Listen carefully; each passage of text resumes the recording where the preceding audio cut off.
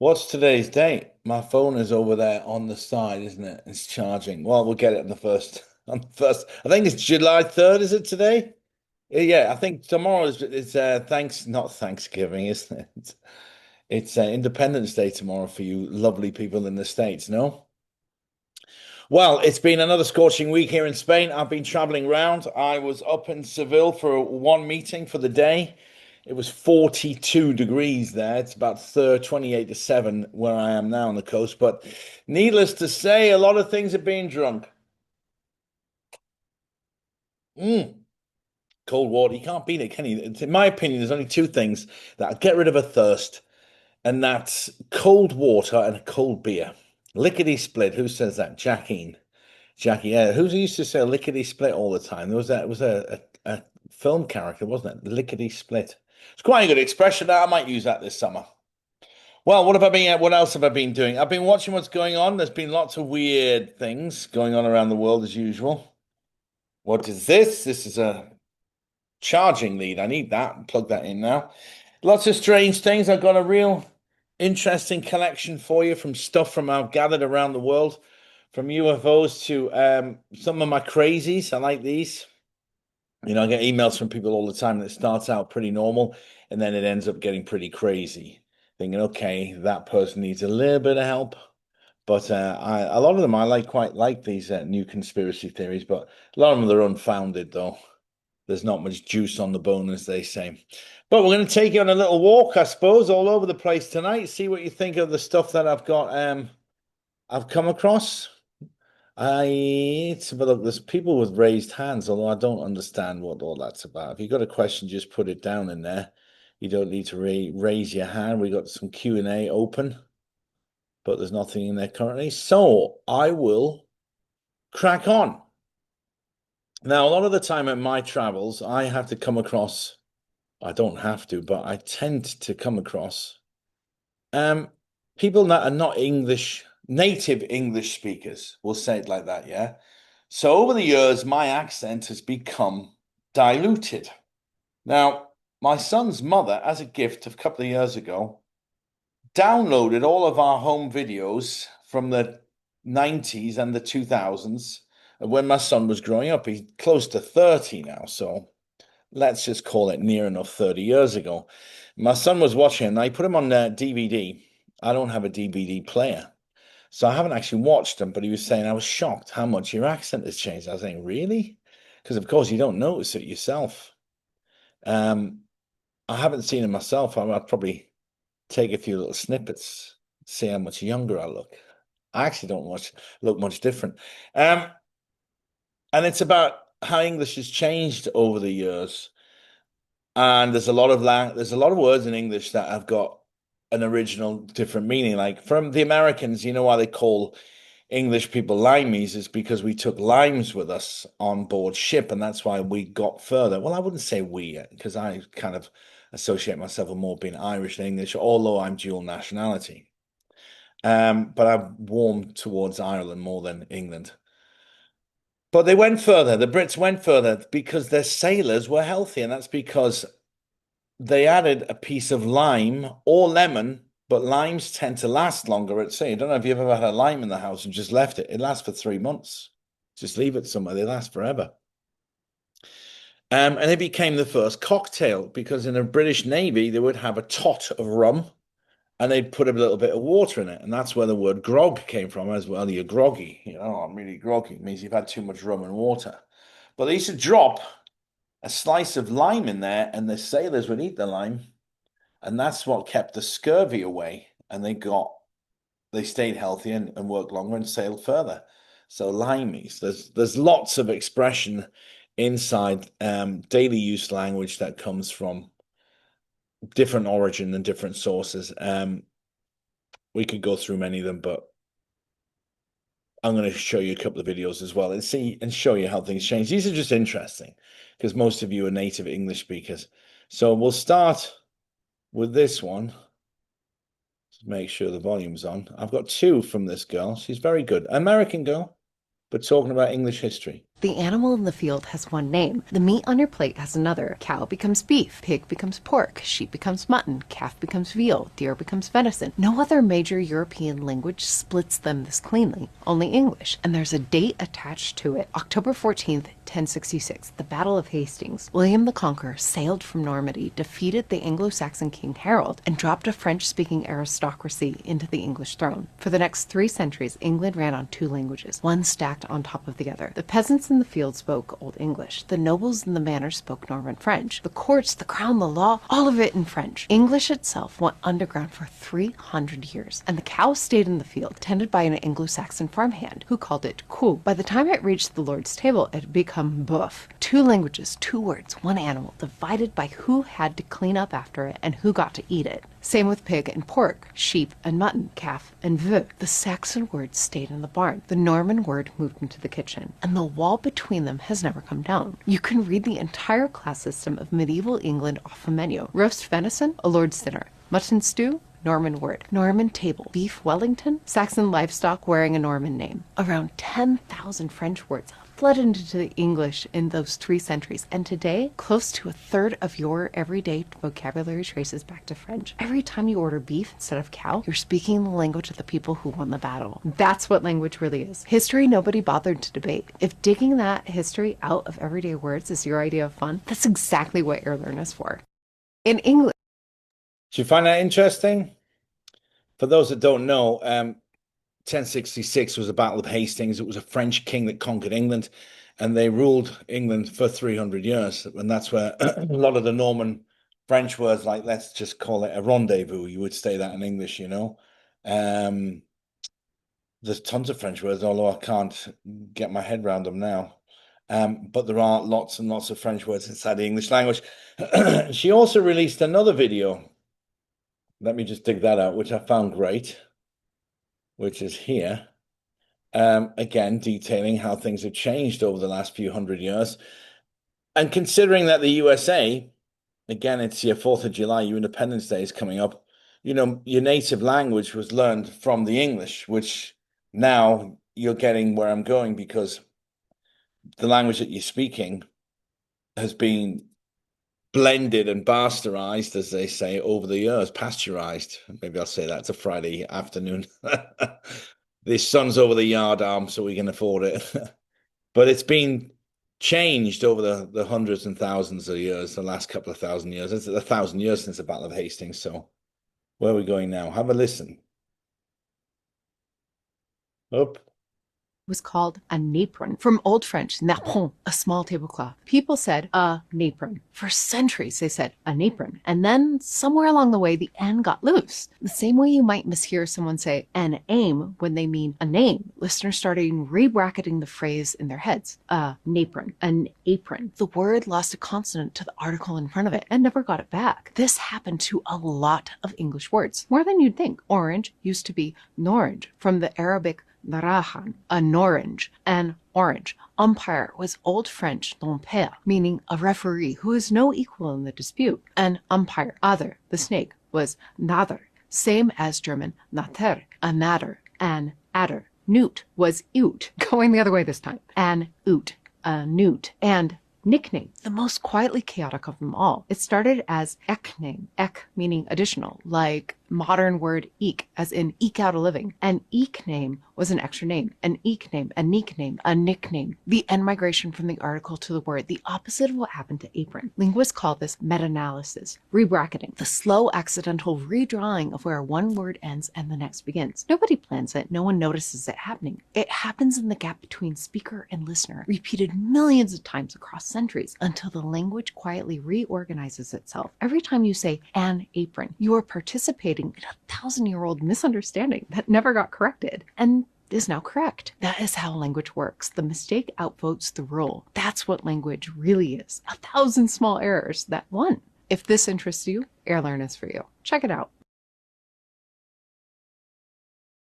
In the comments next to us, there's a couple of things there. It says, I think about this when people say a whole nother.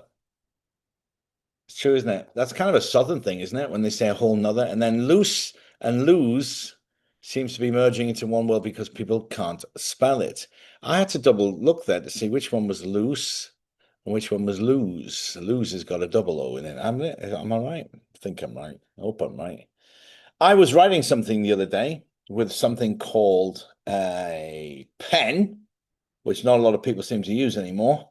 And I was trying to remember how to write and spell the word went, W-E-N-T, but I was going, is there a H now? Went. And I often forget English words now because I speak so much Spanish every day. And today, what was I speaking? Spanish today and a bit of German. Oh, no, Dutch as well. Speaking German, Dutch, and a little bit of Italian. But I do forget English words. And sometimes it's easier for me to remember it in Spanish than it is English, which is not my native tongue. So, language. And then you've got colloquialisms and how they change from region to region. One of the guys that I see every day is an Irish guy from Dublin, and he himself and myself often use Irish local words that you wouldn't understand. An English person wouldn't understand it. Like um, I'm trying to think of something now. Most of them are vulgar and insults, so I can't really say them on the air. But it's funny how we all have local terms and local phrases on different areas.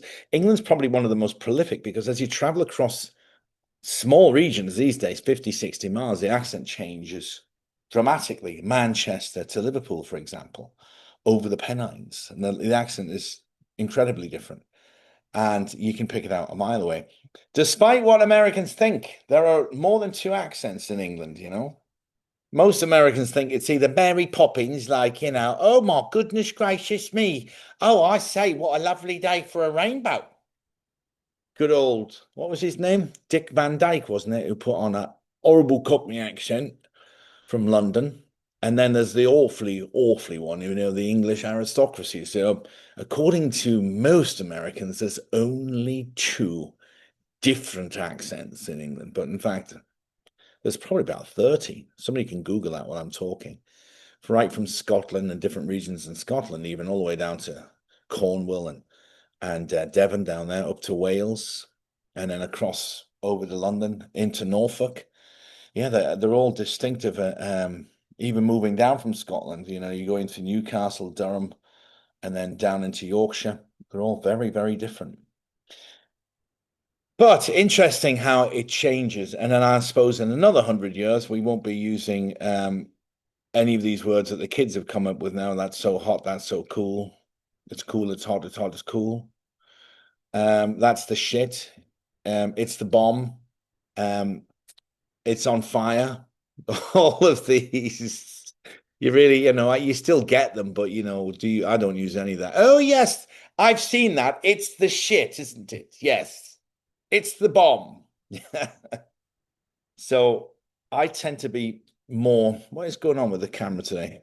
I tend to be more exact with the words I'll choose because I find them more distinctively descriptive. So you can choose the exact word to describe the emotion involved or how you're feeling rather than saying, my wife says, oh, I'm feeling a bit icky today. And I've actually said, listen, I don't understand what that means. You're feeling a bit icky. What is that? You feeling a bit sleepy, feeling a bit sick? She says, yeah, I'm feeling a bit sick. I said, okay, well, what? Are you feeling nauseous? Are you feeling off? Have you got a headache? Is your stomach upset?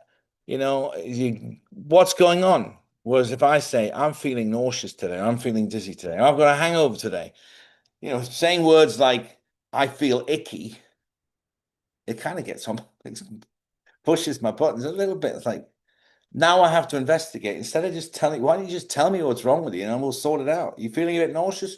Let's have some ginger tea. But icky is not really very descriptive. Even my nieces would say better things like that. I'm feeling a little bit like I want to throw up. So it's funny. Different parts of England. Oh, and she said something else to me. When the people that when you see a traffic accident, you're not in it, and you're driving past, and everybody has a look to see what the accident is, and it slows traffic down. And then, of course, you're cursing it, saying, "Oh, these goddamn," I would say rubbernecking. But of course, you have a little look as well. You're all a bit of a rubberneck. You can't help it, can you? She said swan necking. Look at all these swan necks. And I was like, what is a swan neck? It's a person that's looking at road traffic. I said, no, that's rubbernecking. No, swan necking. Where she's from in the UK. I said, I've never heard that expression before. It must be really colloquial because no, everybody says it. So I rang up two people I know in England. I said, when you're driving past an accident, both said rubbernecking. And then it gets into a bit of an argument saying, oh, you have to be right all the time. I was like, no, I said it must be from your part of the world because nowhere else in England I've ever heard people saying swan necking when you're talking about rubbernecking. So it's amazingly diverse, the English language. And as a foreigner, if you are watching this in English and you're not a native English speaker, I can only imagine the confusion you've been through even when you're trying to, throw or through. Why do you spell it in such a crazy, walk through the room or he threw the ball? It's spelled completely different. Bottleneck is when it's all closed off. Bottleneck was when there's everybody like that. Mr. Steele. Bottleneck is when you can't get through it because it looks like the neck of a bottle. Anyway, we're going to move on. If there's no questions about any of that ramble, I don't think so. Where are we going to go next? What have I got to show you? This was a broadcast that the Bank of England put out, some sort of, now I've forgotten the word, talking about all these word possibilities. They put out a notice about aliens. The Bank of England? What? Have a listen to this. Is the volume on? No. There's a volume up there. I'll do it. Start again. What do you mean Bank of England warned their people to prepare for an economic chaos sparked by alien existence? What? The Bank of England says to plan for a financial crisis triggered by aliens. I'm sorry, what's the angle here? What do you mean Bank of... Yeah, triggered by the announcement of the existence of aliens, Just prepare. Hey, yes, hello, Mr. Stevens. Hello there. Yes, it's Susan from the Bank of England here. Yeah, oh, pretty good. Yes, the Easter was fine. Thank you, Mr. Stevens. Yes, listen, one small thing we've just been told we better notify you about. Just put a few pennies away in a safe place because the aliens are going to be announced pretty soon. We're quite sure there's going to be chaos about that. So if we're advising all of our clients to take a few pennies and pounds out of your savings account, maybe keep it in the house because the banking system might actually fail us completely once the aliens take over, Just letting you know. Have an amazing weekend. Yes, the Bank of England. So that was quite fun, wasn't it? Where are we going next? We're going to have a couple of weird around the world different things today. I came across this story about US airmen killed underground by an alien reptilian hive. So let's see if you believe the story. I think it sounds quite credible. The guy certainly tells it in a way that I don't disbelieve him. Start talking. And this dude goes, yeah, I just got out of the military. I go, oh, what branch? I just got out myself. And he goes, I was in the Air Force. I was in 05.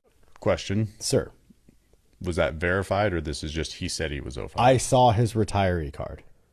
We're chatting and this dude starts talking to me about the things that he saw. And he was talking about there is an entire, now you were talking about the catacombs, right? Mm-hmm. There is an entire tunnel system that already reaches from Phoenix to LA. And he said that he was not there. However, there was reports of while they were burrowing through the ground, they, I guess, came into some type of hive of large reptilians.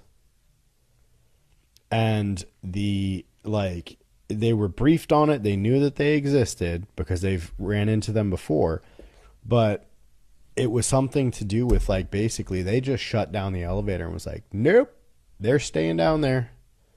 because they ran into the pocket of them, and like 4 airmen or something along those lines ended up losing their lives because they just stumbled into this thing. And I was blown away.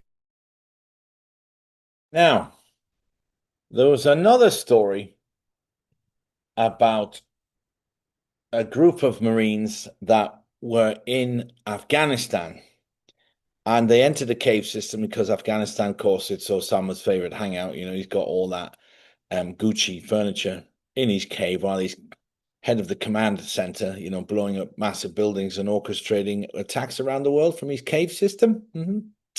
Anyway, so the Big O is sitting in his den, his cave, chilling with his homies, and the homeboys from the Marines, different homeboys to Osama's, going to this cave system, and they start exploring it because they're looking for Taliban. And it goes on and on and on, and they eventually realize that something is hunting them. And they thought immediately that it was obviously Taliban and they were being hunted by them. So they weren't initially too concerned. They just had a feeling they were being followed and tricked and maneuvered, and sounds were getting them into different places. But I think there was a 14-man team went down there, and only one guy came back. And he was interviewed for several weeks about his experience down there because they were missing for days. And he basically described finding a labyrinth of large buildings and, well, more like temples, sort of this sort of religious looking area. And inside these were strewn what looked like human bones. Well, they were human bones. They saw human skulls that obviously went back centuries because of the amount of human bones in there.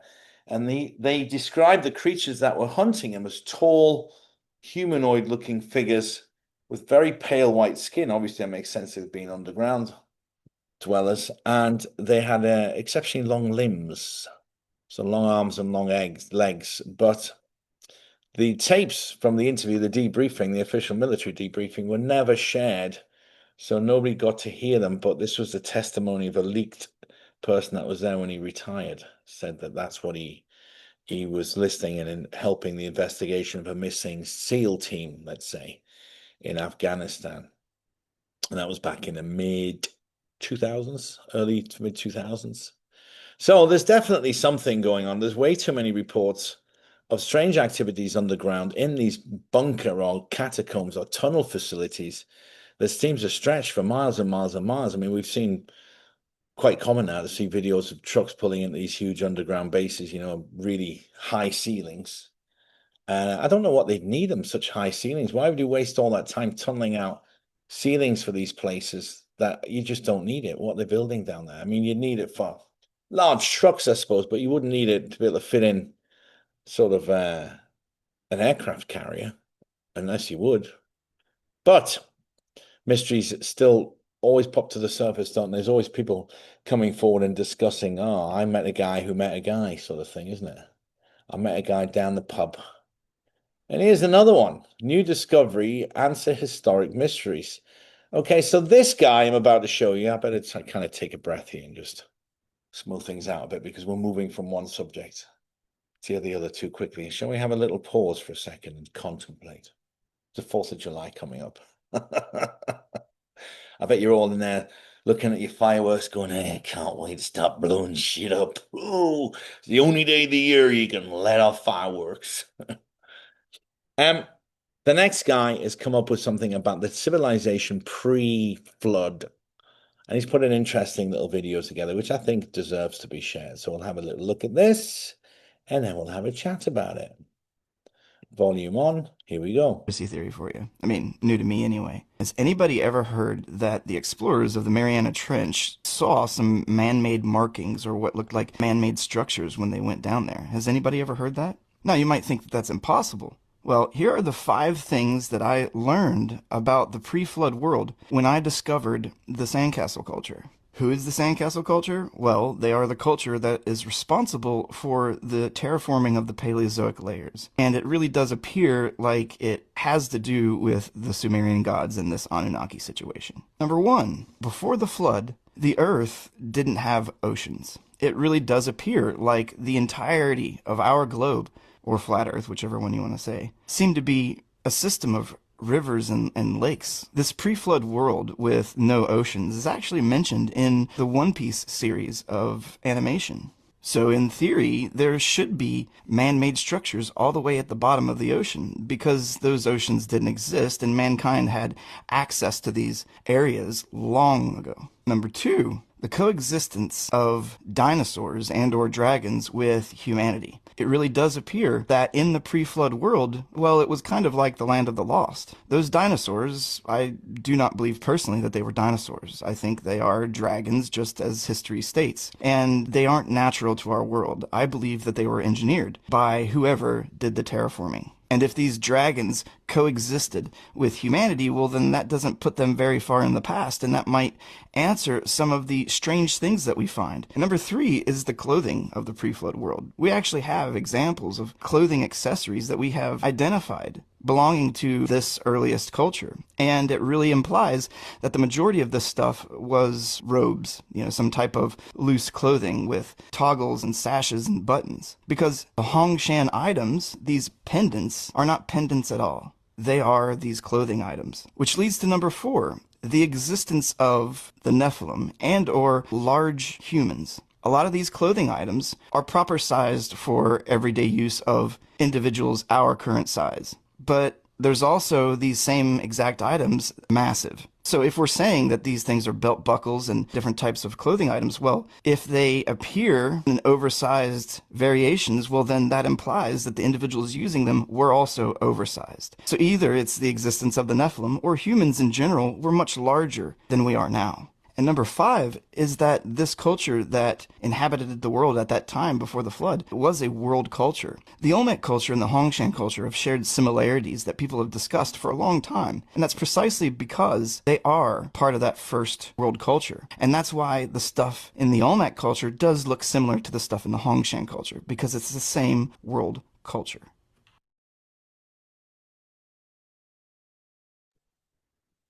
He's got some interesting theories there. I mean, I can see a few holes in them, but I didn't know about those brooches, for example. Has anybody seen any of those clothing items before? Items? I'd never seen those before. I'm just checking on some of the messages. All quiet, all quiet. But, the Nephilim have been recorded in the Bible, these giant people. I mean, it has been written in some of the oldest texts there. So if you want to believe that, we've talked about it many times on the show about what the origins of us are. And they have, like you saw in that video, there have been pieces of bone where there have been dinosaurs carved on them, which go back a few thousand years. So, were people riding around on dinosaurs? Have we been lied to? I think we've been lied to about a lot of the stuff in our history, but to what extent? How deep does it go? How far does it go? You just don't know. It is difficult to know the truth about a lot of things because given the fact that we've just spent the last 5 years being lied to, that we found out about COVID and everything else to do with that, it doesn't surprise me that they're hiding other things out there that they just don't want us to know about. But now I'm about to talk to you about a proper belter of a conspiracy theory now. This is something I was like, oh, this is a good one. So let's have a little look at this one. Check this out for a conspiracy theory. Ported anymore. What if they were simply disappearing? They aren't just changing the immigration laws in Europe anymore. They are erasing the people who already arrived. Last night, an entire district in Berlin went pitch black for exactly 4 minutes. When the power came back on, 3 transit buses packed with asylum seekers didn't just drive away.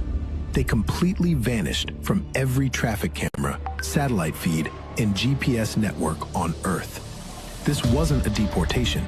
This was the first live test of a project called the Ghost Shift. But where are they actually taking them? And why is every European government suddenly tracking the exact ancestry of everyone using a smartphone? For years, the headlines told you Europe's borders were collapsing.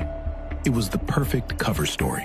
While the public argued on social media, a hidden coalition of tech elites and military generals quietly built a subterranean digital grid called the Aegis Network. 2 weeks ago, a rogue engineer leaked a single document before he disappeared. It revealed that the massive, smart border walls being built across the Mediterranean aren't designed to keep people out. They are giant signal scramblers to prevent anyone from broadcasting what's happening inside.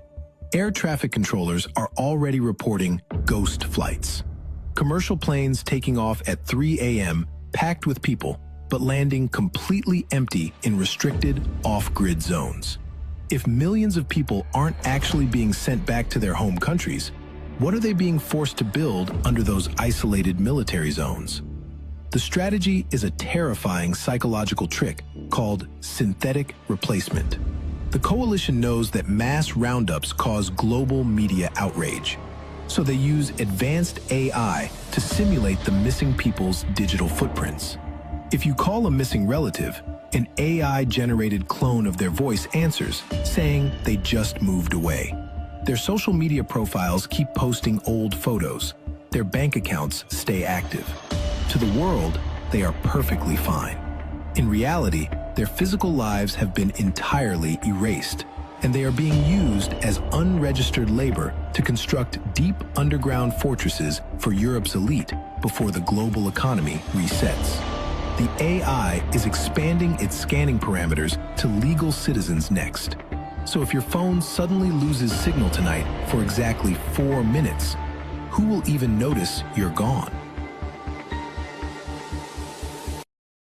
Hey, what do you think about that one?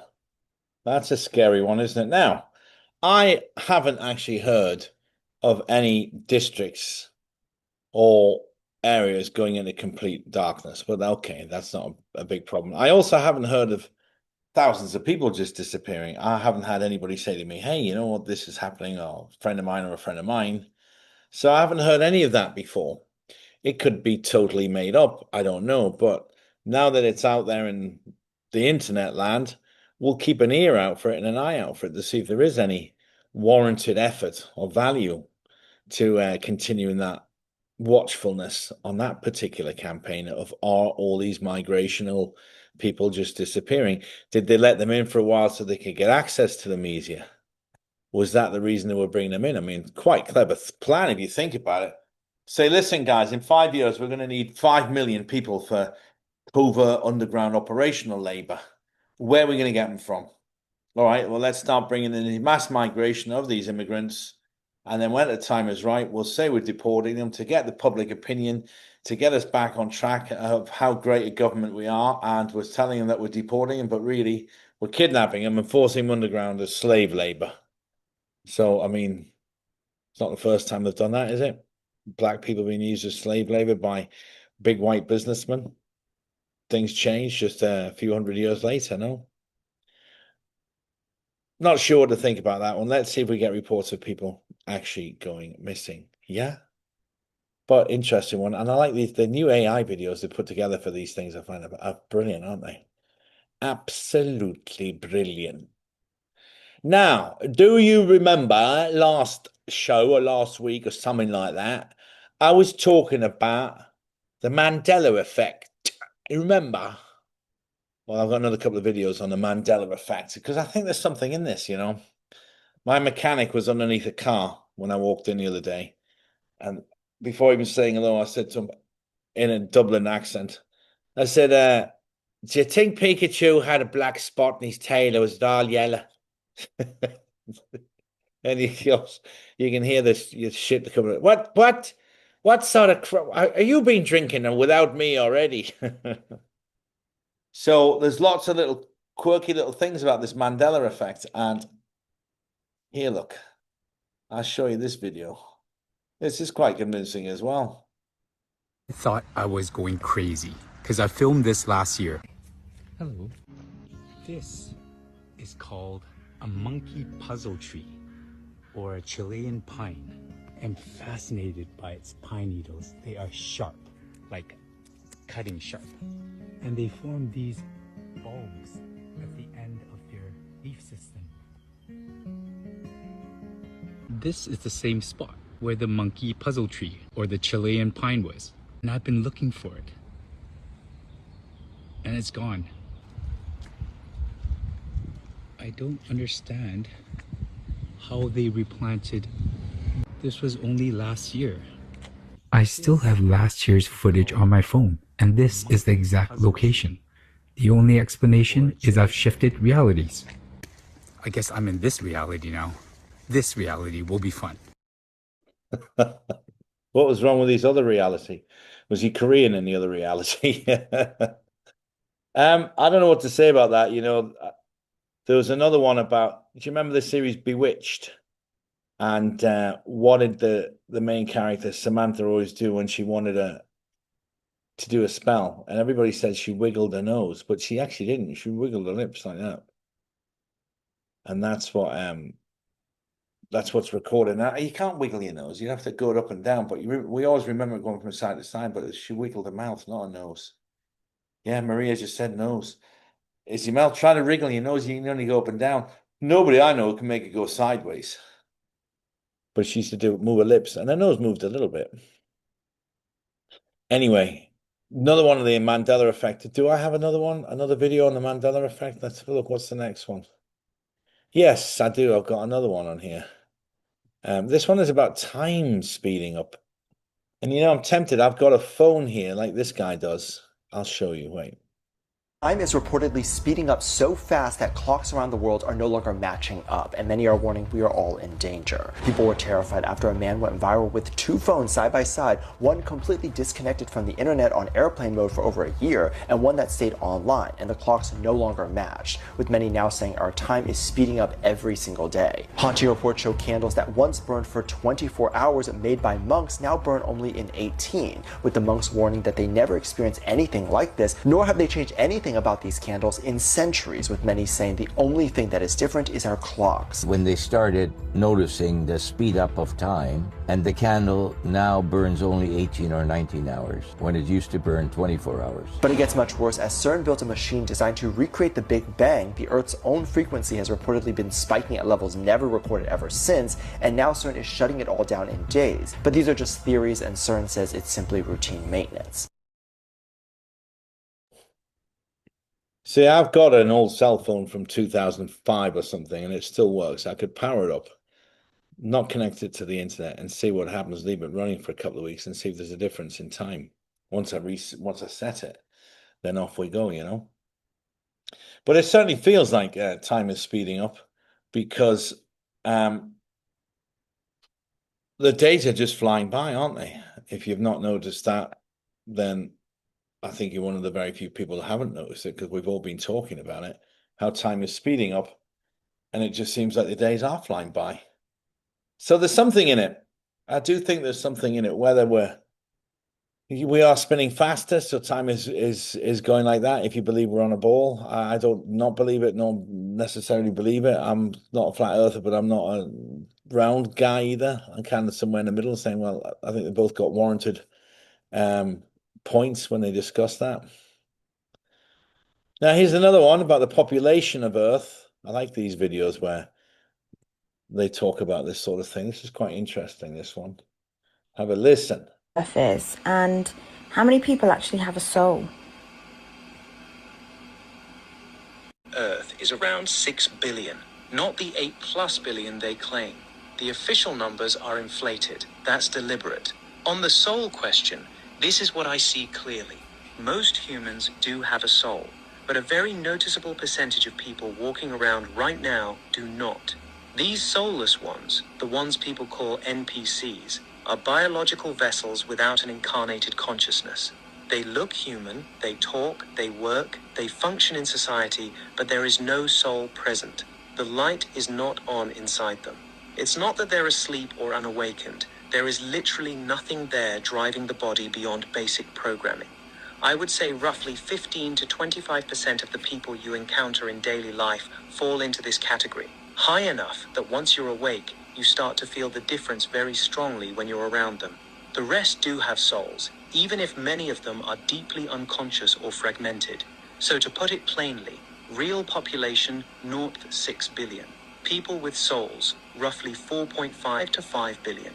The gap between the official number and the real number is not random. It's strategic. That's what I see. I'm starting to hear more and more of that, actually. People saying we don't think that the Earth is that populated. I think they're just doing it to drive prices up at the supermarket and gasoline and get us all into this climate change thing. Oh, it's burning up. Last week I saw lots of things that they were warning us about the heat at the moment, saying it's going to be pretty intense. But then they were showing us pictures of news forecasts 10 years ago when it was 30, 32 degrees, and now it's 30, 32 degrees. Same week, same temperatures, 10 years apart. Except 10 years ago, it was all in orange and yellow. The temperatures saying it's a little bit hot. Now it's all in red and purple. You know, purple is like your face is going to melt off. Do not go outside the car or the house. So it's just how they spoon feed their propaganda to us. And we know how that goes because we've all experienced that. This is a threat to our democracy. A threat to our democracy. Remember those videos? So, yeah, I don't think the planet is populated as many people as they tell us. I don't think there's that many people in China. And I think they've been lying to us. Lying, I tell you, lying. Now, we'll lighten it up a bit. Well, how much time we got left? We've got about 20 minutes left. We'll lighten it up a bit because I came across some interesting videos of, let's just say, people with one foot in crazy town. Now, this is it. When you're out and about on your travels, folks, guys and dolls, you're pretty knowledgeable. I know you are because you're watching these videos. You're probably well versed in every form of conspiracy or government issue or vaccine secrets. I'd say at this stage now that you probably can command the center of the room if anybody wants to talk to you about anything. So you'll attract, because you've got energy, you will attract certain interesting souls, put it this way. And this guy would certainly be someone that you could expect to bump into. When I sent this video earlier to my son, he said to me, typical guy that you meet in San Francisco.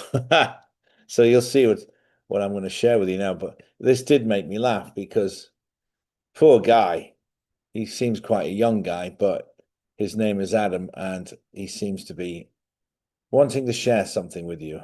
Guys, my name is Adam. I'm 58 days homeless. I'm also a whistleblower in an undisclosed location. I know where Bigfoot is. The other night I was abducted by aliens and brought aboard a spacecraft to meet with the Divine Council. I had a one-on-one meeting with the Anunnaki. I had to go all the way to Zeta Reticuli to meet with them. They told me two things. They told me the Mantis people live underneath the pyramids, and when they did the x-rays and saw their base, they got scared and they're about to come above ground. Number two, a lot of the UFOs you see flying across the sky, those were dug out of Antarctica from a previous civilization. And my task, I have to go to Scotland and retrieve the egg from the Loch Ness Monster, get on a boat, go halfway across the globe to the Amazon, meet with a shaman, do DMT, and go into the Elves realm. Bigfoot lives in the Elves realm. That's why he's 1 minute there, 1 minute he's gone. He's interdimensional. He lives with the Elves. The Elves aren't going to let me in. There's no way. And even if I do DMT and I get into the Elves realm, they're not going to eat the Loch Ness Monster's egg and come into our reality to sleep with the Greys. So it's going to get wild, guys. I'll keep you posted. I gotta go to Scotland to get an egg from the Loch Ness Monster. That was my favorite part. He had me at the rest of it until he started mentioning that. I was like, Bigfoot. Why would Bigfoot live in the realm of the elves? He'd be massive down there. The elves are really small, aren't they? So, but anyway, he's a character. He's an interesting chap, and that's the kind of guy that I normally end up either. Sometimes I'll have to take when you take the bus, you get off a flight and you have to get on the bus and it takes you back to the terminal. Be standing next to someone like that, and it's sort of starting to chat to me. I was like, oh, here we go. They always seem to zoom in on me. I attract them in like a magnet, these people. I was on a ferry once going to Holland, and a woman came up to me and grabbed me by the arm. She said, "Be careful. The evil one is aboard this boat." The evil one. I said, "Oh, thank you." And the woman I was with at the time, the mother of my son, she was asleep, and I was like desperately looking around to see something like, "Did you see that? Did you hear that? She's totally nuts." but nobody was there. It was a winter crossing, and I was alone in this television lounge with the TV fades in and out. Anybody who's been on boats back in the 90s and early 2000s, you'll remember what I'm talking about. Yeah. 58-day homeless, and he's a whistleblower. So then he's pretty likable. But then I've got this guy who's got a bone to pick with Keanu Reeves. He's really, really not happy with Keanu Reeves. And Keanu, as far as I know, is quite a good guy. But according to this guy, he's really pissed him off. So let's have a look. This is wearing my nerves thin. The astral projection techniques that Keanu Reeves keeps using. I had to pull over at this Valero gas station because Keanu Reeves will not stop astral projecting, hopping in my car, and messing with my German Shepherd. This gang stalking has got to stop. The public must know that it goes into existence because we have warlocks like Keanu Reeves in Hollywood astral projecting to me here in Kentucky, absolutely taking advantage of the knowledge he has of the Matrix and the plasma reticulation that is haunting my dog now. I can't take it anymore. I'm done. I'm absolutely done. He's he keeps messing with his dog. I mean, what is wrong with Keanu? Has he got no respect for this guy's poor dog? And where did he say he was? He was in a different part of America. He wasn't in California, was he? So I mean, it's a shame for Keanu to be going and carrying on like this, indiscriminately, indiscriminately just astral projecting himself into the guy's car and winding his dog up. It's a terrible, terrible, bloody thing that's going on. I can't believe it. But I think we should set up a GoFundMe page for this guy and help him because he's clearly got a few problems. And here's another video he put out as well. Let me show you.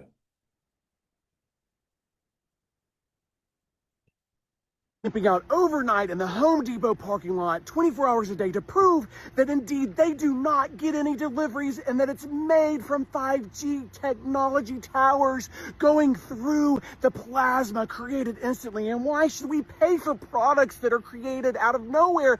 And they've called the popo on me. This is getting serious, guys. I don't know what to do. I don't have a lawyer or bail money. This is why I said he needs a GoFundMe page. He doesn't have a lawyer or bail money. Poor guy. Do you want to send him a few bucks to help him out? I think I'm going to ask a friend of mine in Hollywood for Keanu's number, and then I'm going to say, listen, Keanu, you better back off.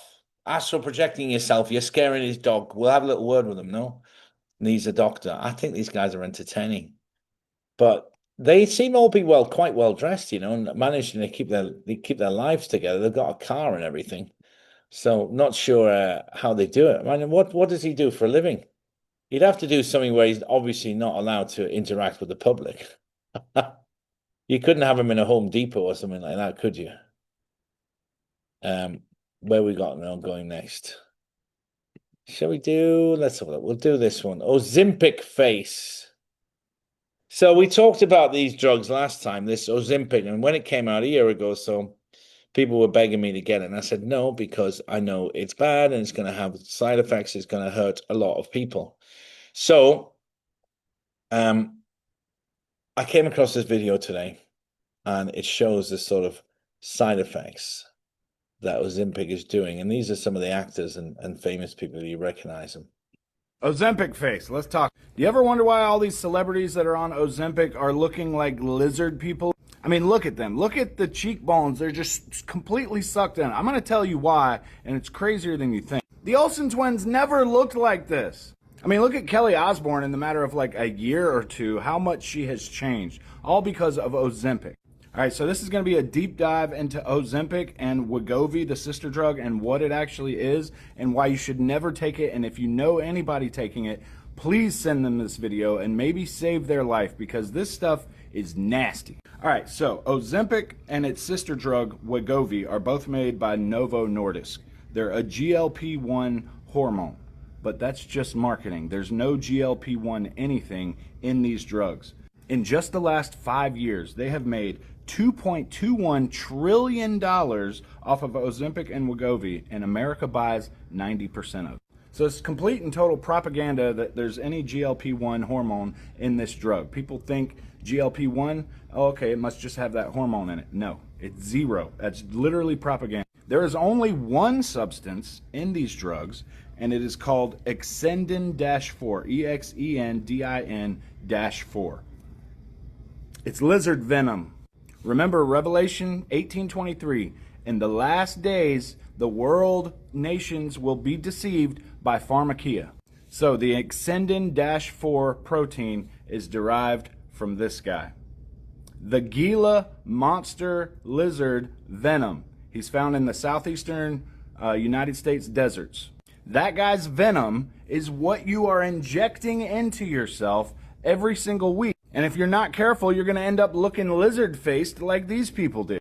So this venom protein, Exendin-4, has actually been studied since 1956.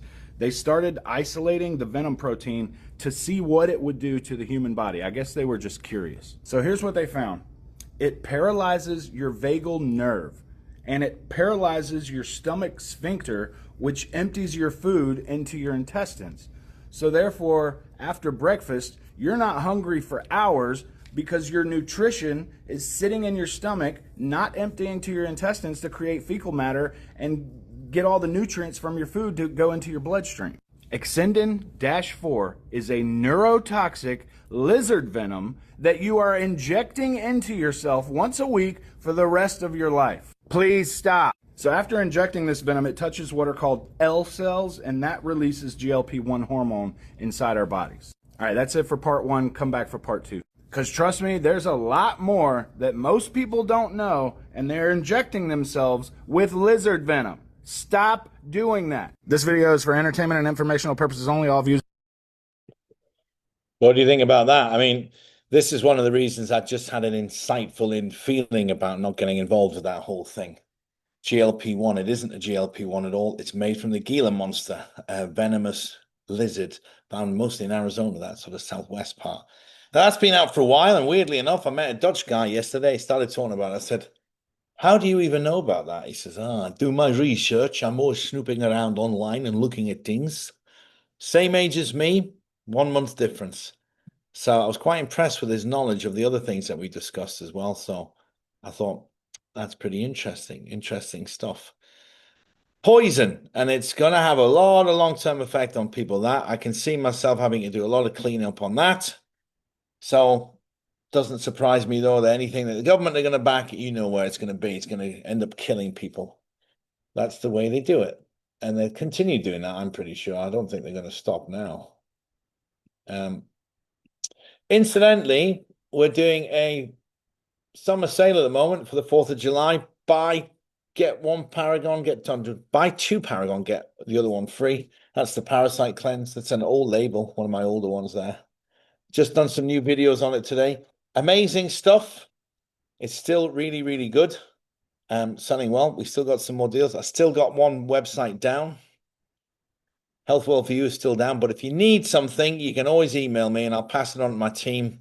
And you'll be able to still get some of the other stuff that you want. The Mectin, the HCQ, and the Amoxo, all these sort of things, we still got them. But just email us and we'll get them to you. Where are we going to go next? I've got another one. We got another about 5 minutes left, haven't we? That's good. We're nearly at the end now. I came across this video as well. I like this.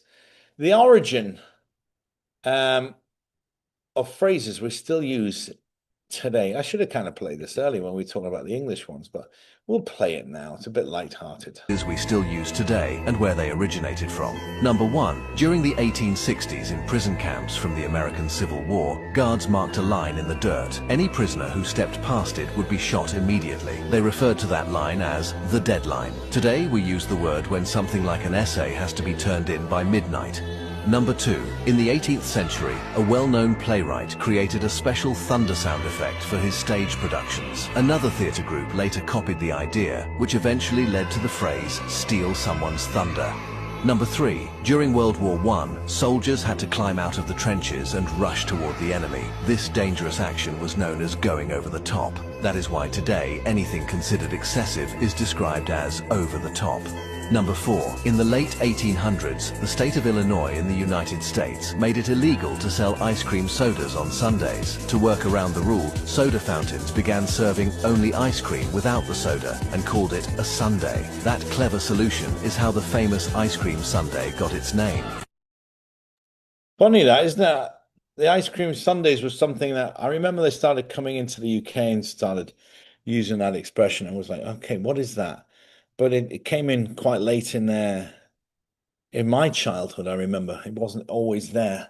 But yeah, there's a lot of them. There's another one. Have you heard that? They were piss poor. Have you heard that expression, piss poor? It's because in Europe they used to use urine in tanneries and for the leather. So after they'd skinned the animal and they wanted to treat the leather, they still do it in Morocco. When you go to certain parts of Morocco, the entire town will smell of animal urine. Just, yeah, really strong smell of urine. So people used to collect their own urine and they bring it up to the tanner and then they would sell the liquid and get a few pennies for it. And that's where piss poor came from, because these people were so poor they had to do that. And then it's also the origin where they say they didn't have a pot to piss in. They were so poor. So they were even beyond poor. Yeah, interesting one. I remember that one quite well. So what else have I got? Let's have a look and see what else I've got. I think I got one more video. This is quite timed nicely. I've got one more video, if I'm not mistaken. Yes, here it is. Now, a few months ago, Sadiq Khan started implementing a new surveillance system in the UK. And they started trying to withdraw money from people just from driving in certain areas, but it was also a covert surveillance system that they started feeling rather uncomfortable with, the locals, and they acted out on their own. So basically what they did was they called them Nighthawks. They went down and they were cutting all of these traffic lights and poles down with these cameras on it, and you'll see now.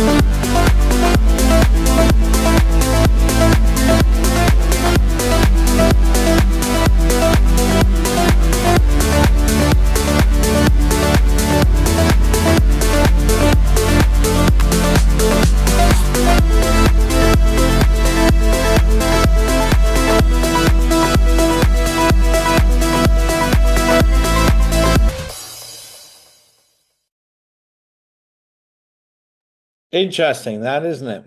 So people going out in the middle of the night with circular saws, angle grinders, anything they could just to get rid of these damn poles, these cameras on poles. It's still going on, although I think most of them have been more or less been abandoned now, if I'm not mistaken. If there's anybody in London that's on here now, was this a successful campaign? Did they manage to get all of these up now? Need to spread a room, there's silver in the cameras. That'll take it down quickly. Good one, Jody. But I think they kind of gave up. Blade Runners, that's what they were called, weren't they? I was going to say Night Runners or something, but they're called Blade Runners. Well, guys, that's it for this week. I hope you enjoyed it. We've had a little wander around all over the place tonight, haven't we? Show you some interesting things from the origin of some of the English language, right up to UFOs, secret bases, witnesses battling lizards and underground bunkers. And as usual, we'll end on a nice note and say, I really hope you have a great 4th of July weekend. I know it's a huge weekend for you. And luckily it falls on a Saturday. Well, I suppose it's unlucky because if you had a Wednesday, then you had a long weekend. Imagine it was on a Thursday. And then Friday would have been a write-off, wouldn't it? Because half of America's will go hungover. But whatever you're doing, have a good one with your loved ones and family. Stay safe. Don't get too near the fireworks. Don't get too crazy. Don't get too drunk. Remember, drink a nice big glass of water before you go to bed. And I'll be back on Tuesday. I've got a special I'm recording with Shima on Monday, and then I'll be back on the show with Tuesday. It won't be Dr. Corey, but I might have somebody else on. Let me think. There's somebody else I wanted to bring on. But anyway, not to worry. We'll see you soon. Have an amazing weekend. Stay fit, stay strong, and we'll be back very soon. Bye-bye, guys.